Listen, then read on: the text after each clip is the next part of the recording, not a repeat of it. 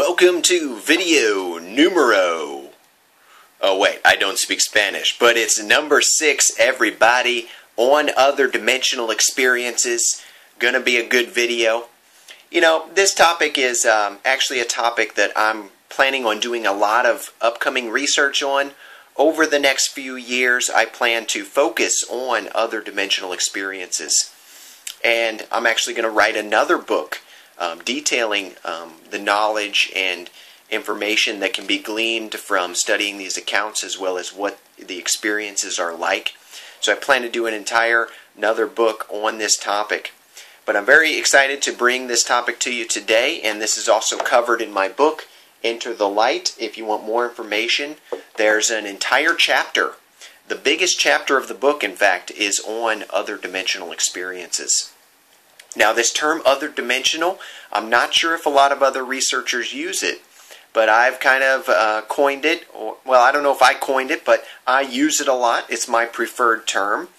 And what we're talking about is experiences in another dimension. This could be like a near-death experience, or an out-of-body experience, a lucid dream, or even if you take some psychoactive substance like DMT or ibogaine or LSD. These kinds of substances can give you, allow you to plug into other dimensions and experience those. So, it's a very interesting topic, one that I plan to continue to study for a long time to come. Now, preceding other dimensional experiences, there's a lot of times energetic sensations. So this could be like a vibration in the body, or it could even be accompanied by a hum or a buzz in your brain or in your mind. Now, I want to go to Monroe because he experienced this vibration when he was first having his out-of-body experiences. So, like one thing he describes is a ring of sparks that he visualized in his mind passing over his body when he closed his eyes. He says, as the ring passed over each section of my body, I could feel the vibrations like a band cutting through that section. And when the ring passed over his head, he said a great roaring surged with it, and he felt the vibrations in his brain. Okay? And so what will happen is you'll be feeling the vibrations, and they'll be getting stronger, and this roaring sound or buzzing in your head will grow, and then boom, all of a sudden you're out of your body or you're in another dimension. Okay? Sometimes this energetic sensation seems to penetrate the external environment, like there's a static electricity effect in the environment itself. But that is just something that can precede other dimensional experiences. The experience itself is very varied, but there are key components to other dimensional experiences, like telepathy. Telepathy is seen in other dimensional experiences. That's the main form of communication during these experiences. Almost all other dimensional experiences you read about, there will be telepathic communication. Now, communicating via telepathy is much better than spoken word, because spoken language, you have to receive my words, and you have to interpret those words into meaningful images and things that you understand. But in telepathy, you can actually communicate the image directly to another mind. So you can communicate images, feelings, thoughts, emotions, all these things can be communicated mind to mind.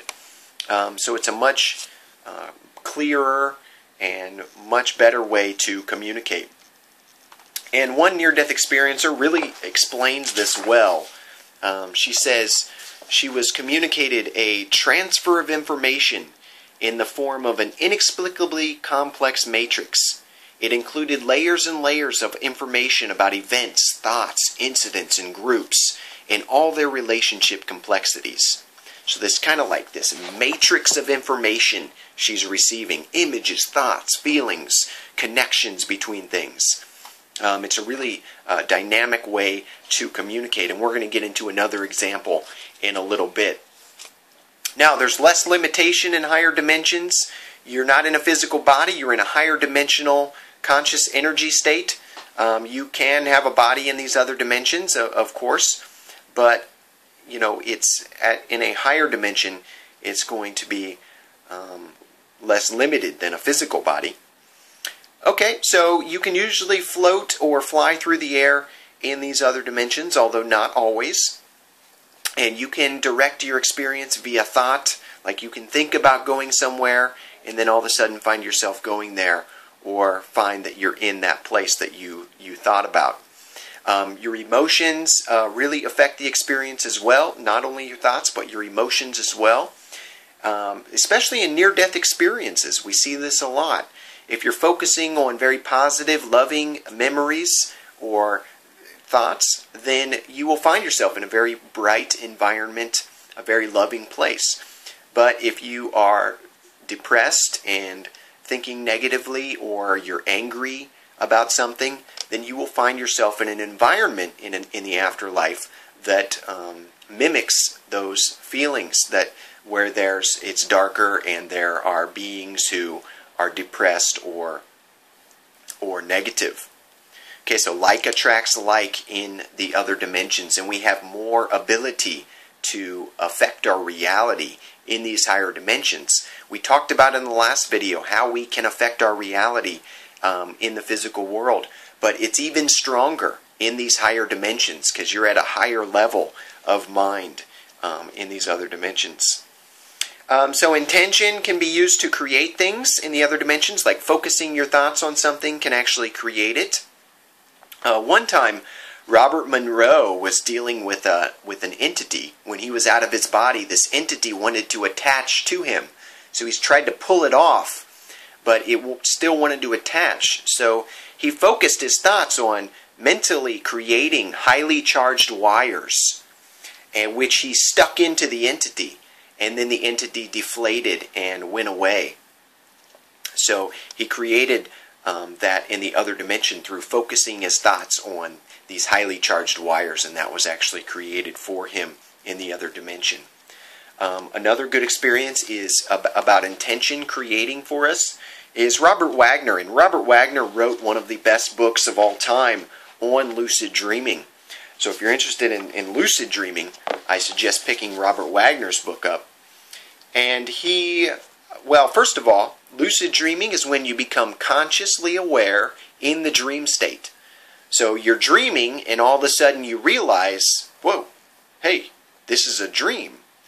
So you're consciously aware that you're dreaming, and then you can try and change things or do whatever you want in the dream state. Now, some people do this very, very often. So, like Robert Wagner is one of those people. He lucid dreams all the time. And so he plays around with the lucid dream. He's in this other dimension, this dream world, and he likes to play around with it. Okay, so one time he found himself in school, in a classroom, and then he realized, hey, I'm not in college anymore. This must be a dream. So, okay, he knows he's dreaming, so he's going to try and play around with it. So he said, lucidly aware and feeling energized, he looked around the classroom of young people and desks. He wonders, what should I do in this setting? And he says he sees that there's not a lot of attractive women in the class. So he thinks, well, we got to change that. Okay, we got to get some more attractive women in here. That would make my experience better. So he just shouts out an intention to the class. He says, I want to see more attractive women in here when I open this door again. And then he goes out of the classroom, closes the door, after having shouted out that intention for more attractive women to be there when he opens the door again.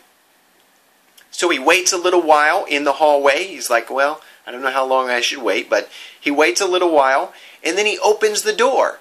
And guess what he sees?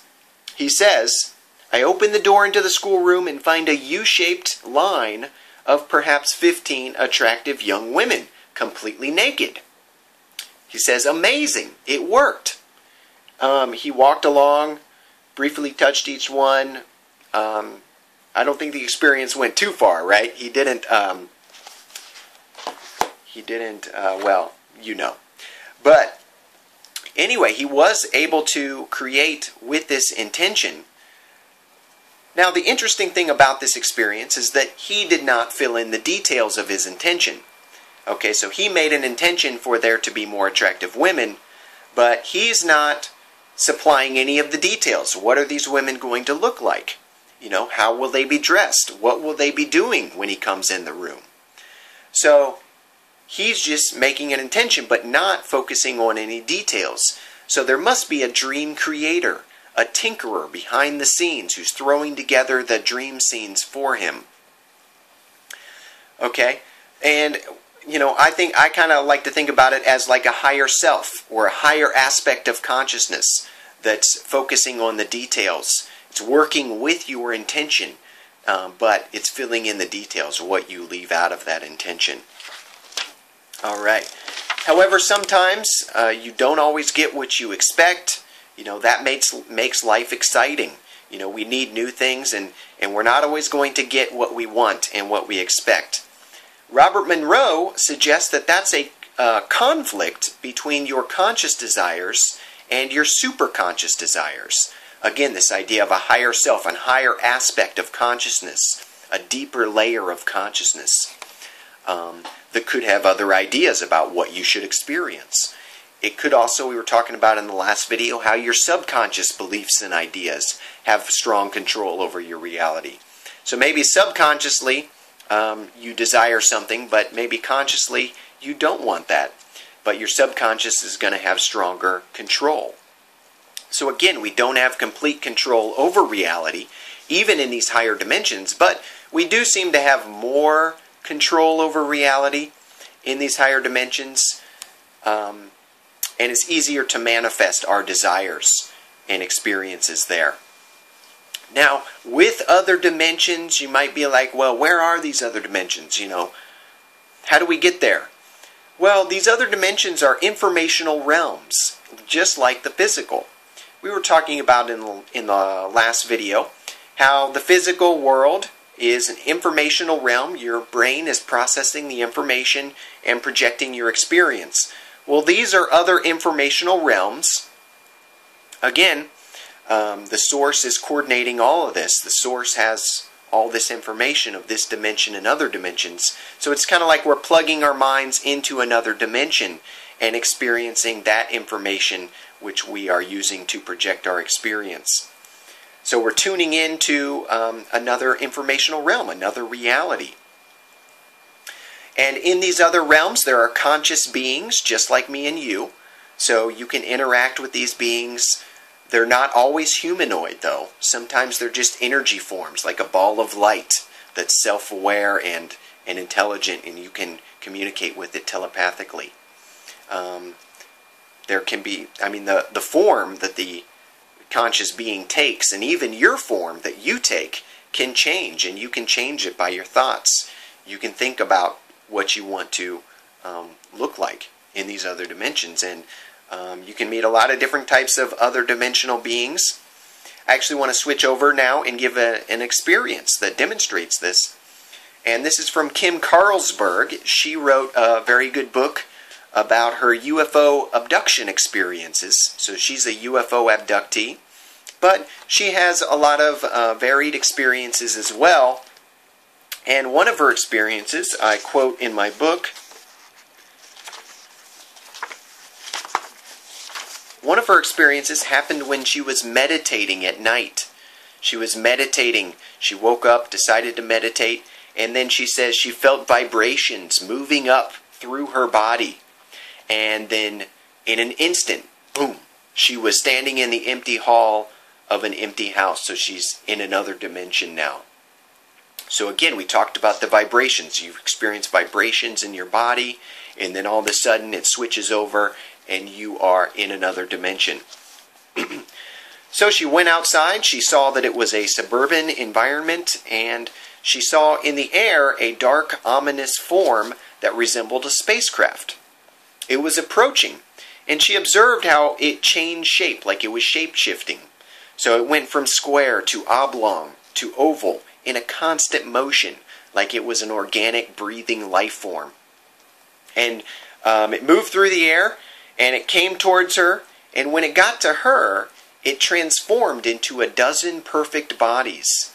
So it took on human forms, took on the form of 12 different human bodies. And it's interesting, the specific bodies that it took on, because she says it resembled trendy young adults that you might see on Melrose Avenue in Los Angeles. And the reason for that is because Kim Carlsberg was a photographer in LA. So she was used to interacting with young, trendy adults, you know, wild hairstyles and whatnot. So this entity, in order to communicate with her, decides to take on bodily shapes that resemble who she's comfortable with.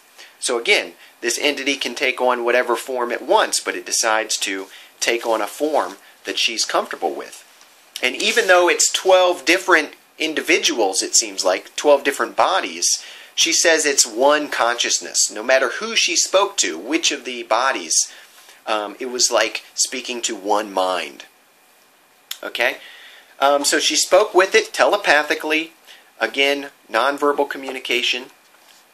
And it's interesting. She asked it questions like, will I ever evolve to be like you? And what is your natural form? And it answered her questions. And then it asked a question, which is kind of interesting because this is another dimensional being, not particularly familiar maybe with the physical world and what physical life is like. And it asks, why do the females of your species love more? You know, because we always think of women more emotional, more in touch with their emotions and more loving. And so she had to explain to it, she was like, you know, it's not that we love more, it is simply a condition in our society that men do not express affection as easily as women. And then she said the being's eyes kind of lit up and twinkled, and she recognized, she understood, and she was like, I see, you know. That was her response. Oh, I see. Okay, and so finally, at the end of this encounter, this communication, she hugged each of the bodies, and then they went back into a different form and went away. So that's an interesting experience in another dimension, communicating with a conscious entity. There are other experiences that are really interesting, but I want to go into some of the knowledge that can be gleaned from studying other dimensional experiences. And there's a great near-death experiencer. His name is Chris, and his experience is posted at nderf.org. So that's the Near-Death Experience Research Foundation. And he had a very interesting near-death experience I want to read a little bit from. He didn't have a typical near-death experience, a typical one where you go through a tunnel to a light and, you know, you meet deceased relatives and have a life review. He didn't experience much of that, but he did experience a white light, all-encompassing. But, however, he said that faded, so he went through it, and it faded to a white sandy beach. And he found himself on this seemingly other planet. It was a little bit different than his own world. He said,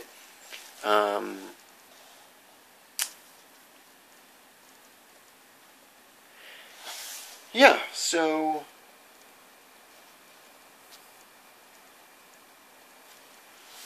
I'm not sure exactly. Oh, yeah, he said it was a planet more green than blue. And he had a guide there, somebody who met him there. And he was told that this was Midas 22. That was the name of this planet. And he was told that it was in another dimension parallel to my own. So he's in another dimension. And he asks his guide, he says, how long did it take me to get to Midas? Because high school physics taught him that you could not travel faster than the speed of light. So his guide minded him, which means telepathically communicated, that basically he had not traveled distances, but through dimensions. And then his guide gives him a telepathic communication of, you know, sort of an explanation of how that's possible. So he says, in my mind, I saw a bed sheet. So he saw a bed sheet and objects roll around, traveling to different places on the sheet. Large objects make an indent in the sheet. That's an object's gravity. And Other smaller objects roll into it in kind of an orbit of sorts.